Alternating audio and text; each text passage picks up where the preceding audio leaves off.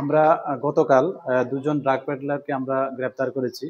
Actually গত September মাসে 15 তারিখ আমরা একটা বিএসএফ এর সঙ্গে একটা জয়েন্ট অপারেশন করেছিলাম, যেখানে 102 কেজি গাঁজার মতো আমরা উদ্ধার করেছি একজন এমডি মুস্তাফা ওনার কাছ থেকে। তো আমরা ওই দিনেই একটা এনডিপিএস দ্বারায় মামলা নিয়েছিলাম, যেখানে এমডি মুস্তাফা গ্রেপ্তার হয়েছিলেন, যার বাড়ি কমলনগর কৃষ্ণদুলাতে।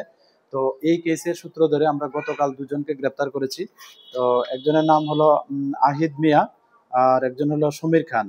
তো তাদের দুজনের বাড়ি কৃষ্ণদুলা, কমলনগর কৃষ্ণদুলাতে।